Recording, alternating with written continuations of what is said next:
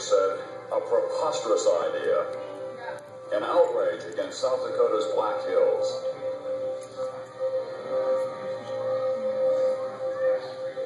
What arrogant stone carver could possibly improve upon God's mountain sculpture?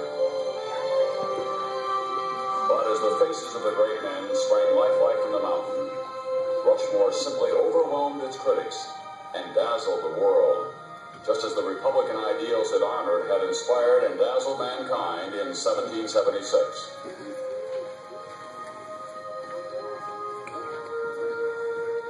The project was conceived by a gentle scholar, Bill Robinson, in 1923, at a time when the nation was prosperous and cocky. Robinson proposed that several granite spires in the Black Hills be carved into massive human figures. Lewis and Clark, Buffalo Bill Cody, Chief Red Cloud, or other Western heroes.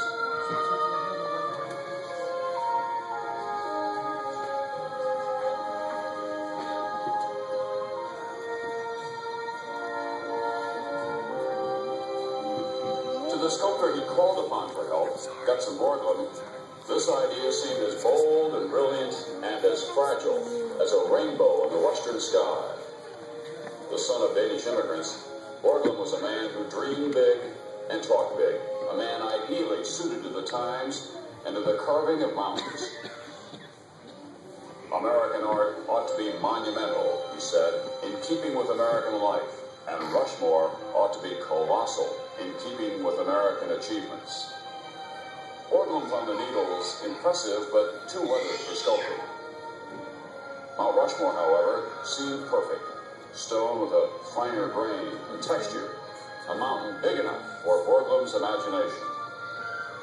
Borglum argued that a monument on this scale should represent our entire national experience. His final concept would be a tribute to the founding, preservation, growth, and development of the nation. These events would be symbolized by the images of four Americans who never lost sight of the simple idea that man has a right to be free and to be happy. Washington, Jefferson, Theodore Roosevelt, Abraham Lincoln.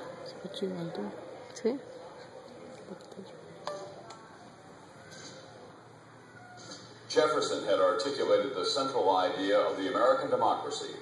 We hold these truths to be self-evident, he wrote in the Declaration of Independence, that all men are created equal, that they are endowed by their Creator with certain unalienable rights, that among these are life, liberty, and the pursuit of happiness.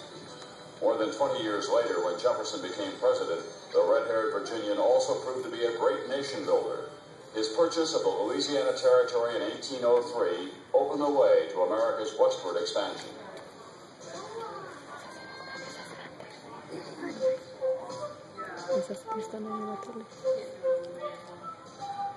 George Washington was the father of his country. In the darkest hours of the Revolution, his courage and resolve seemed never to falter. By sheer force of character, he brought the nation victory in its War of Independence. There were some who wanted to crown him emperor, but Washington would have none of it, choosing instead to nurture, in his own words, the sacred fire of liberty. As our first president, Washington set about to make the lofty ideals of the Declaration of Independence work in practice. For his iron rectitude, for his inspired vision of the future of a free people, and for the dignity he brought to the office of the presidency, Washington will be remembered for as long as men dream of freedom.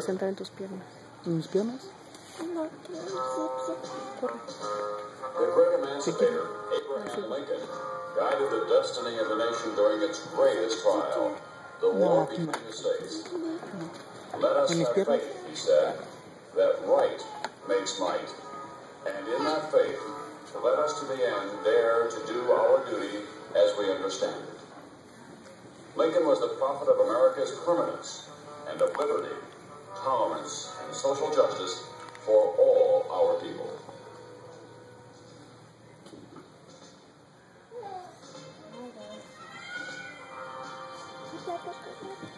To political freedom, Theodore Roosevelt extended economic freedom. He was the daring trustbuster, passionate conservationist, and friend of the common man. At a time when the U.S. was emerging as a world power, he led the march toward new frontiers, forging new links between East and West with the Panama Canal. We, here in America, hold in our hands the hopes of the world, he wrote, and shame and disgrace will be ours if in our eyes the light of high resolve is dimmed, if we trail in the dust the golden hopes of men. The mountain was dedicated August 10, 1927. The symbol of the moment was a set of drill bits handed to Borglum by President Calvin Coolidge. With his customary showmanship, the sculptor put them right to work on the face of the mountain. For guidance in his design of studio models of the presidents, Borglum studied photographs, portraits, and life masks, using the sculptor's tools of light and shadow to create likenesses with human character and vitality.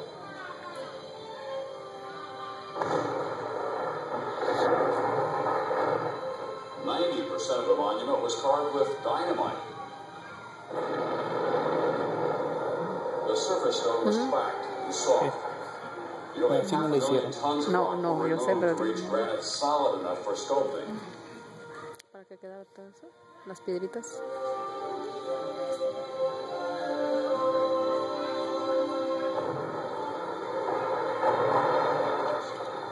An engineer had suggested the use of dynamite to Borglum on an earlier job. By the time the artist came to Rushmore, he knew how to remove exact amounts of stone with each charge. To enable local hard rock miners to act as assistant sculptors, Borglum employed a measuring system called pointing. A circular plate, marked off in degrees, was mounted on the head of the studio model. One end of a bar was attached to the center of the plate. From the bar, a plumb bob was lowered until it touched the model. Measurements made on the model were multiplied by 12 and transferred to the mountain by the use of similar but larger devices mounted on the sculpture. Marks were made at each point, telling workmen how much stone to remove. Holes were then drilled for dynamite charges.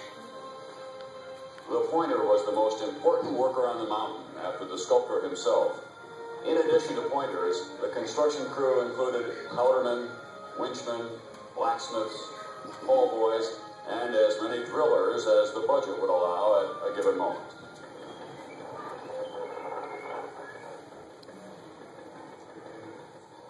During most of the construction, the workers hung over the side of the mountain in bows and chairs, a swing seat and harness.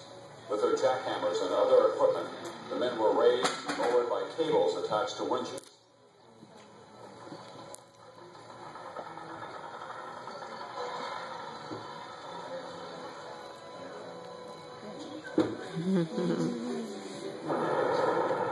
It was customary to blow off the morning's work at the noon lunch break, and to blast again at 4 o'clock when the shift ended for the day.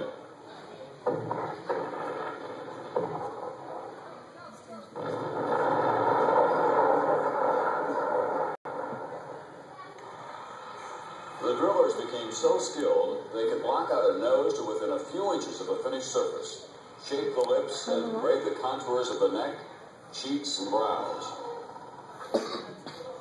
As they approached the final surface of the sculpture, the drillers carefully honeycombed the rock with holes 2 to 3 inches apart. With the granite thus weakened, steel wedges were used to chisel off sections. The remaining pock-like drill marks on the faces were removed with a small air hammer and facing bit, a finishing process called bumping. It left the granite as smooth as a concrete sidewalk. The Washington head was unveiled on the 4th of July, 1930. In 1936, President Franklin D. Roosevelt spoke of the permanent importance of Mount Rushmore at the dedication of the Jefferson head. 10,000 years from now, if we can meditate and wonder whether our descendants, because I think they'll still be here, what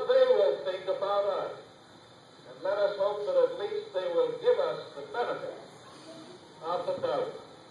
If they will believe that we have honestly striven in our day and generation to preserve for our descendants a decent land to live in and a decent form of government to operate under.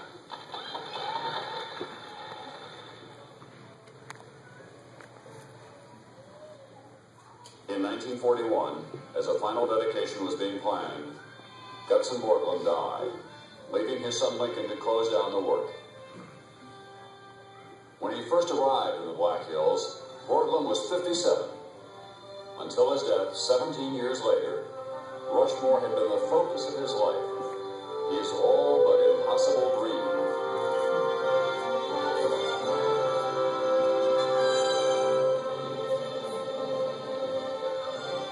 In both its conception and realization, Rushmore is uniquely American, proclaiming bold ideals and big aspirations, celebrating the spirit of our people and the sweep of our civilization, reminding us of the hope a democratic society offers to the future. It is a monument no less to the men who, working together, transformed a lofty dream into a colossal reality, a work of art for the ages.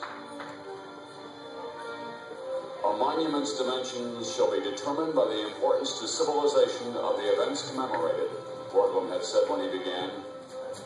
Let us place there, carved high, as close to heaven as we can, our leaders, their faces, to show posterity what manner of men they were. Then breathe a prayer that these records will endure until the wind and rain alone shall wear them away.